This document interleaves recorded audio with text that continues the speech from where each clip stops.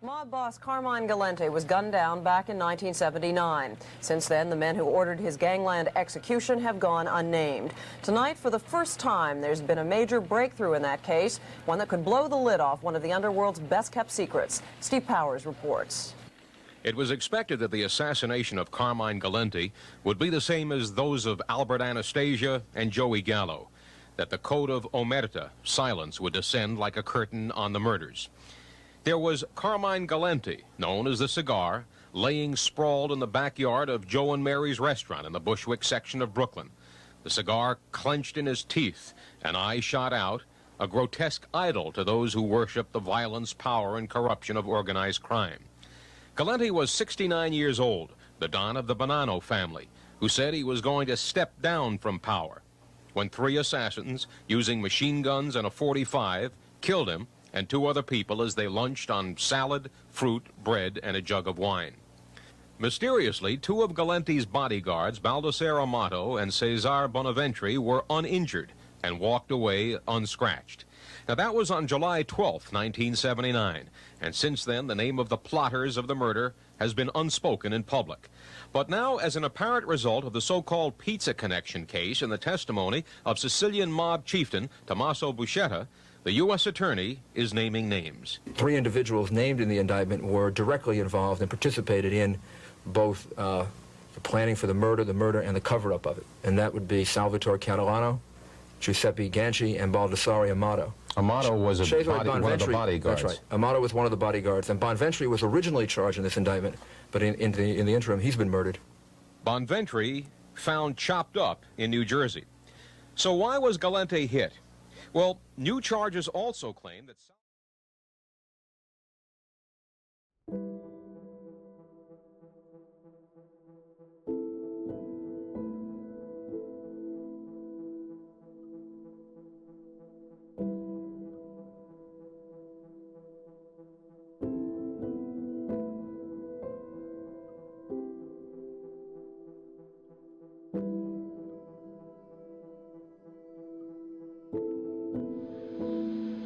Oh, fuck. It's a hot day in New York City. And it feels like no place else. The temperature was in the upper 80s by midday, baking the cracked asphalt that shimmered under the relentless rays of the noonday sun, beating down on the city like a blowtorch, tempered by the 80 degrees of humidity and the stench of garbage that seems to grow in strength whenever the thermometer climbs above 85 degrees. In Bushwick, Brooklyn, inland from whatever onshore breezes may have been blowing in from the East River, there was no fucking relief from the sweltering heat.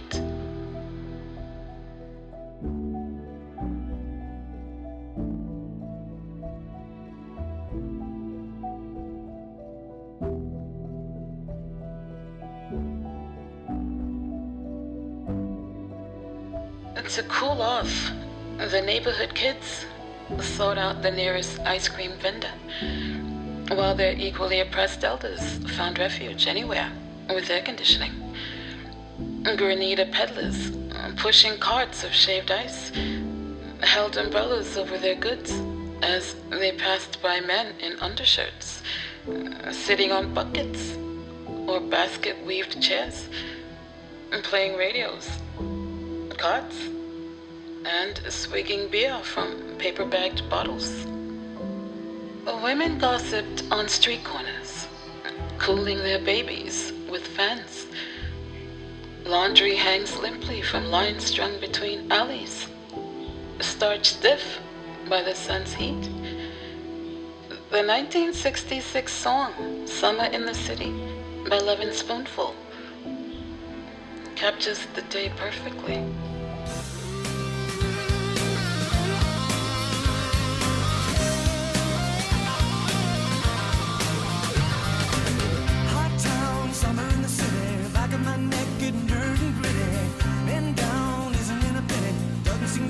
Shadow in the city, all around the people looking half dead, walking on the sidewalks hotter than a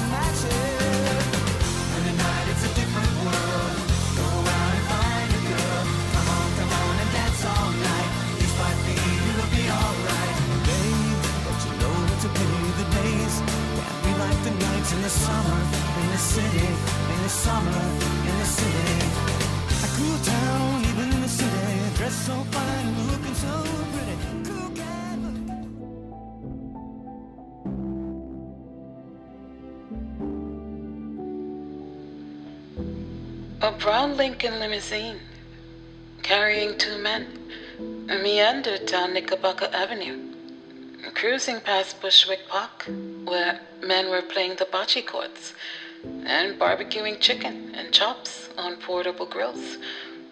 The blue smoke hardly lifting in the heavy air. It was Thursday, July 12th, 79. Just another summer day in this part of New York. A fading Bonanno stronghold.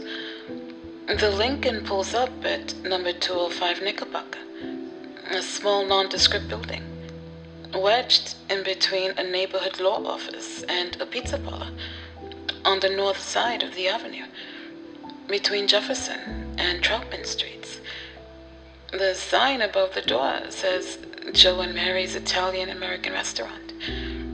The windows, clouded by dingy yellow curtains. The short, stocky, balding man nodded goodbye to the driver, his nephew, 43-year-old James Galante, and stepped out of the air-conditioned chill of the brown Lincoln limousine into the scorching July afternoon in Bushwick. As the car rumbles off towards Flushing Avenue, the man checks his cash roll, $860, nestled between his Medicare and Social Security cards, slipping it into the pocket of his pale blue slacks. He is wearing a white short-sleeved knit shirt, and as always, is sucking on his customary large Churchill cigar. Small, somewhere between 5'3" and 5'5", and a stocky 170 pounds. What hair he had left was wispy and gray to white, strung around his swarthy head like a monk's tonsure. He was 69 years old. He could have been anybody's grandpa, checking in for a cheap lunch. In fact, he was Carmine Galante, also known as the cigar, or LILO, for the ever-present cigar in the corner of his mouth. He was regarded by many as one of the more ruthless Mafia bosses in U.S. history. Much of Carmine's early criminal activities went undetected by law enforcement. In August of 1930, he was arrested for the murder of police officer Walter de Castilla that occurred during a payroll robbery.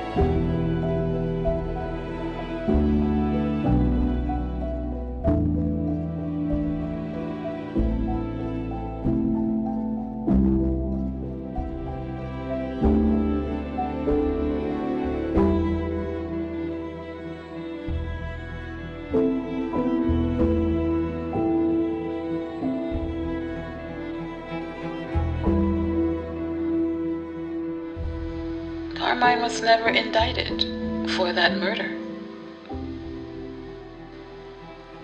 In 1930, however, a New York police officer, Joseph Minahan, caught Galante and other gang members attempting to hijack a truck in Williamsburg, Brooklyn.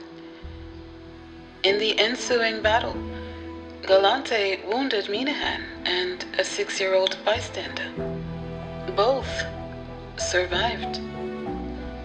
On February 8th of the following year, after pleading guilty to attempted robbery, Carmine was sentenced to 12.5 years in New York's Sing Sing prison.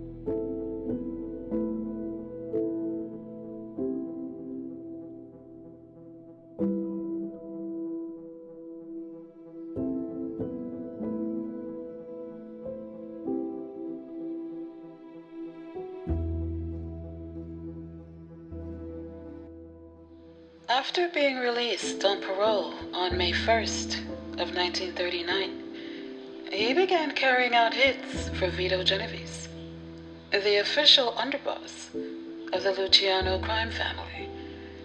Galante had an underworld reputation for viciousness and was suspected by the NYPD of involvement in over 80 murders.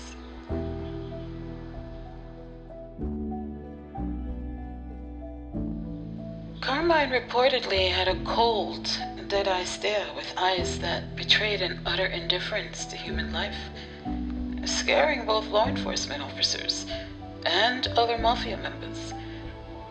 Ralph Salerno, a former NYPD detective, he once said, "Look, of all the gangsters I've personally met, and I have met dozens over the years, there were only 2 who, when I looked them straight in the eye, I decided I would not want them personally mad at me. Aniello Della Croce was one. Carmine Galante was the other. They had bad eyes. I mean, they had the eyes of fucking killers. You could see how frightening they were. The frigid glare of a killer."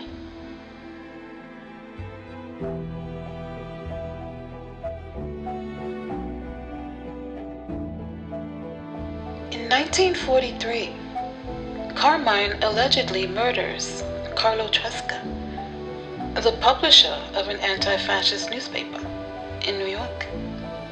Genovese, living in exile in Italy at the time, he offers to kill Tresca as a favor to the Italian Prime Minister, Benito Mussolini. Genovese allegedly gives the murder contract to Carmine. One night, around 9:45 p.m., while leaving his office in a building on the corner of 15th Street, Tresca and a friend, they're crossing to the corner of 5th Avenue.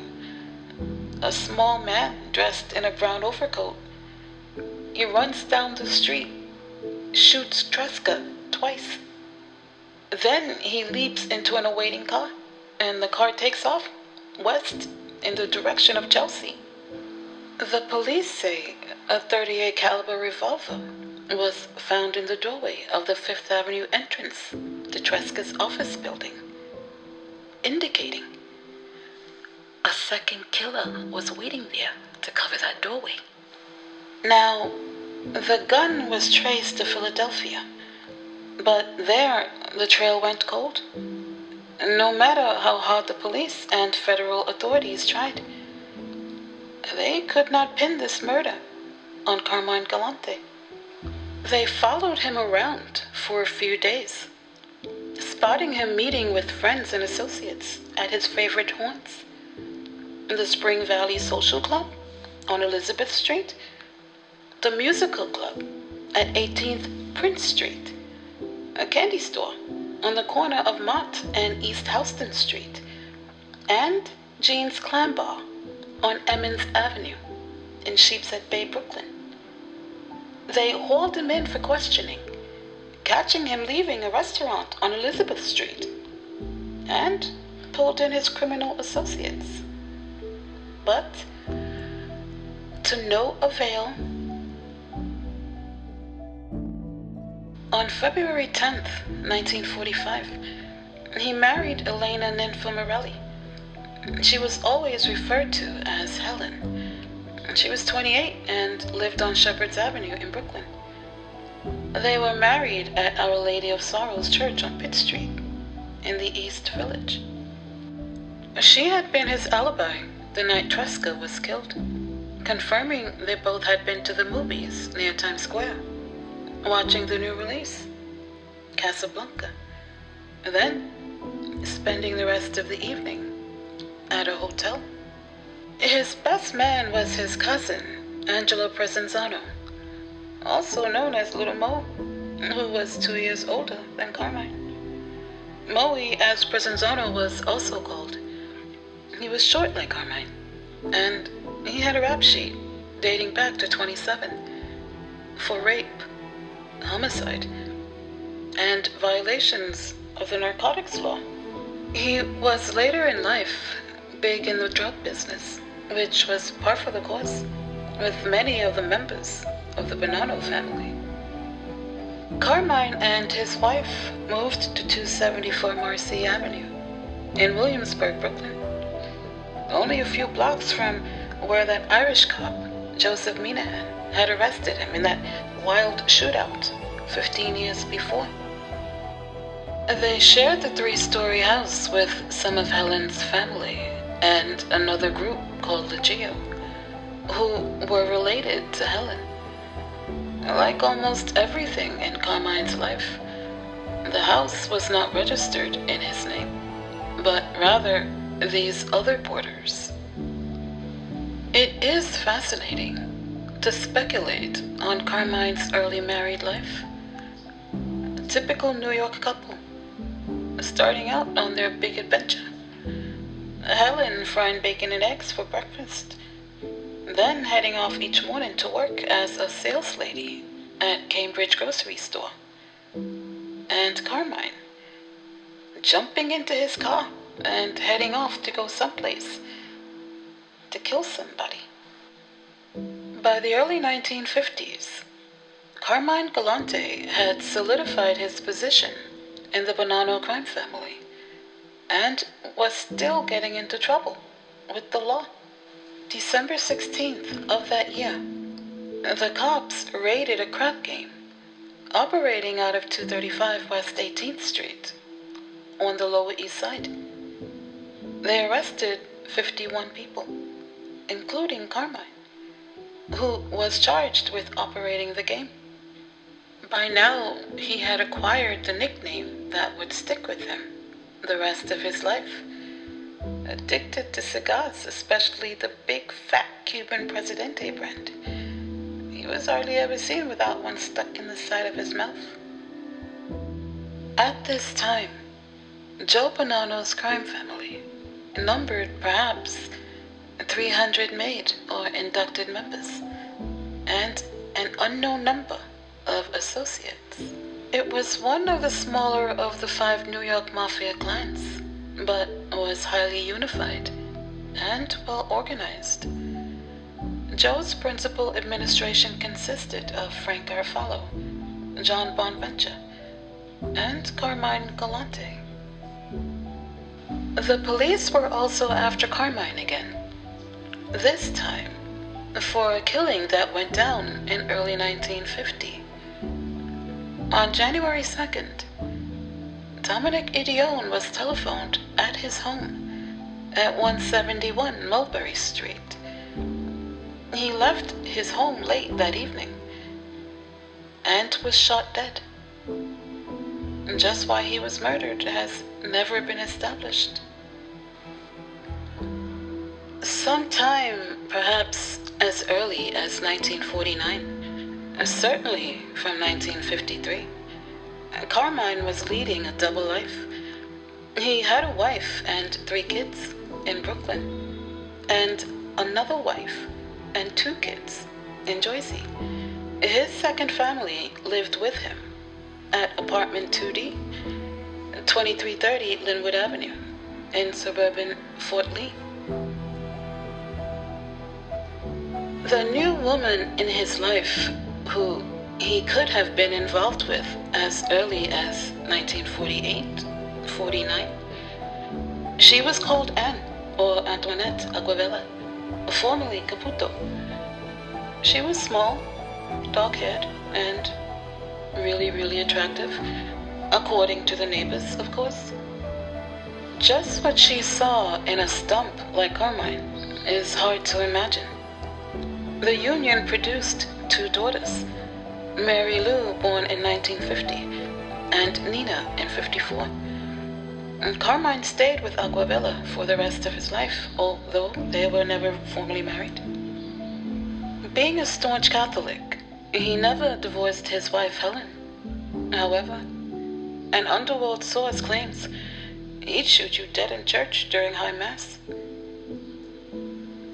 Sometime in 1952 or 53, Joseph Bonanno ventured into the world of drug trafficking.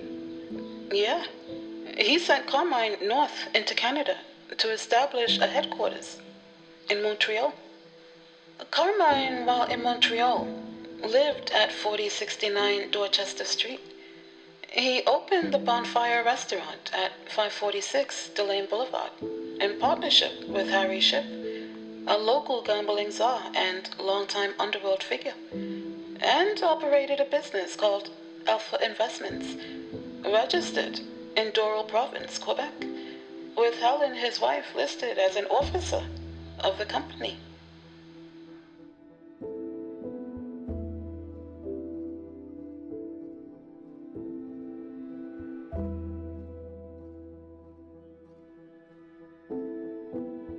Carmine brought up from New York Earl Carluzzi, a professional criminal and ex-thief, to help him organize the unions for the hotels, restaurants, and nightclub workers.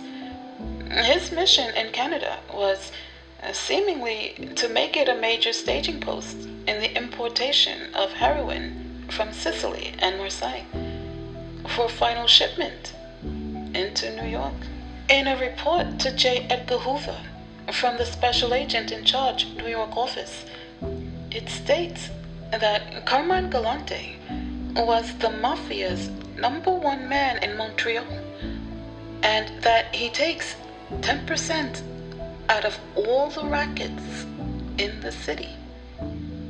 By 1954, Carmine had developed such a power base in Montreal, the underworld referred to him as Mama Santissima, a big boss.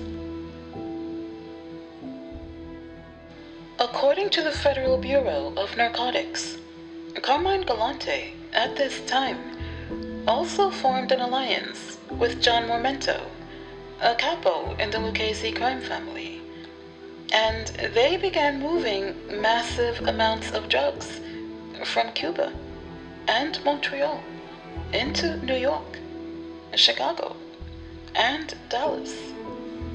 In April of 1955, Carmine gets deported from Montreal as an undesirable alien. He places Helen's brother, Tony Morelli, in his place to oversee his interests, but Morelli gets kicked out a year later. In addition to the millions generated from drug trafficking, Police estimate that Carmine was collecting gambling profits in Montreal worth about $50 million per year.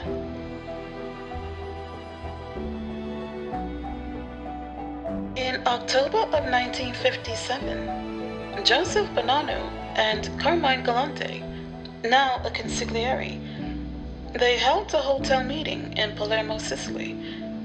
They were planning to import heroin into the United States. The meal, which lasted 12 hours, occurred on October 12th at Spano, a famous Palermo fish restaurant on the Piazza Politeama, near the waterfront.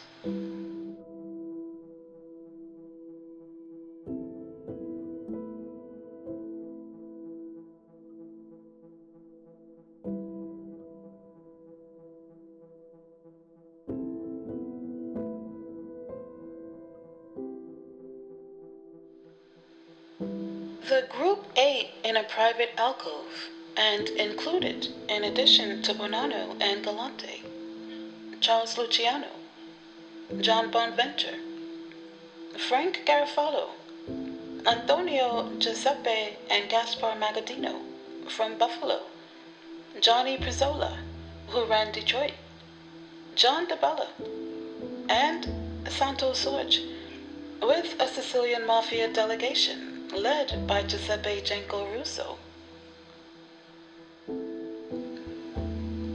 They had gathered there together 2 days earlier in the Sala Wagner, a sumptuous suite on the mezzanine floor of one of the oldest hotels in Palermo, the Hotel de la Palme, once the grandest of Palermo's mansions. They met there on October 10th for a convention that would last 4 days.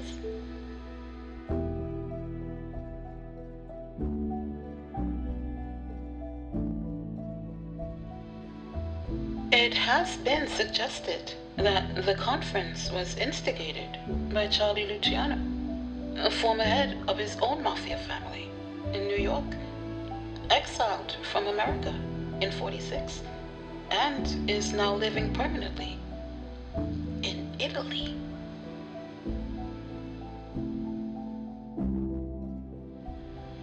Also present during these 4 days of high-level power talks was one Thomas Buscetta, Don Massino, a member of the Porta Nuova Mafia family of Palermo City, and one of the most important pentiti in Sicily when he broke the code of Omerta in 1984. It was he who revealed that the meeting took place and disclosed for the first time the link between the American and Sicilian arms of the Mafia.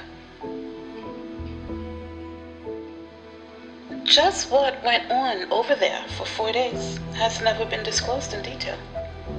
But what went on over the next 30 years, it seems to indicate that the American delegation asked their Sicilian counterparts to take over the export and distribution of heroin into the United States.